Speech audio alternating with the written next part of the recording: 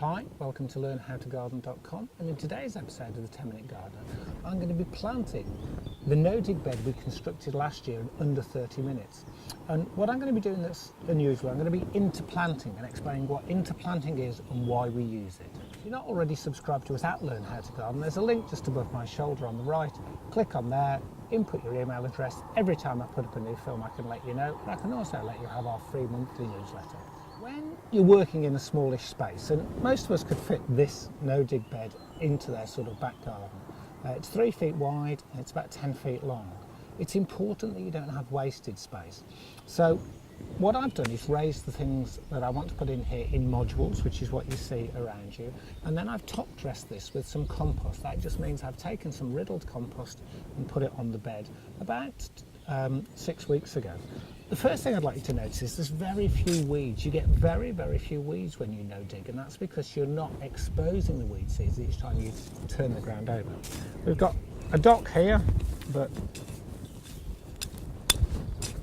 it's quite easy to get out, and because the ground's nice and friable, all the root comes out. What I'm going to show you is how to interplant, and I'm going to do it in two different ways. And interplanting or intercropping is making the most use of your bed so that you get a quick growing crop in between a slow growing crop, or you get two crops that are beneficial for each other. And I'm going to show you both methods here. The first method I'm going to use is actually going to involve celery. This is celery. Celery is quite a slow growing crop that needs quite a long time, and we're going to plant the celery, which is the little ones here,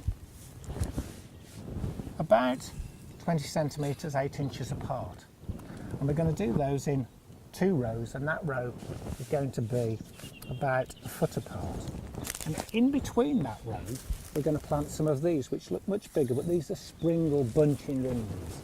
And we're going to do that, and those onions will come out of the ground before the celery needs to take up that space. That's your first method, and you could use radish or quick growing small lettuce would do the same job. The second method I'm going to show you is using 2 plants that will benefit each other. I've talked about the 3 sisters before, and this is using 2 of them. We're going to use sweet corn and dwarf French beans. The sweet corn need to be grown in a block. And they need to be about 30 centimetres, even 40 centimetres apart in a block.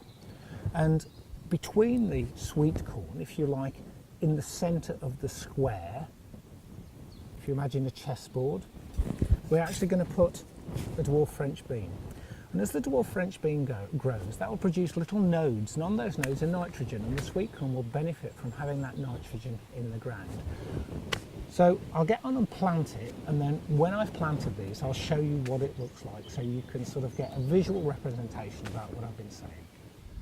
We've now planted the bed, so we've got it in 2 halves really. We've got the top half, which is the dwarf beans and the sweet corn, and that's more of a symbiotic sort of growing relationship, whereas the bottom half is the celery and the spring onions or bunching onions, which is much more intercropping. You need to now just water this in and leave it.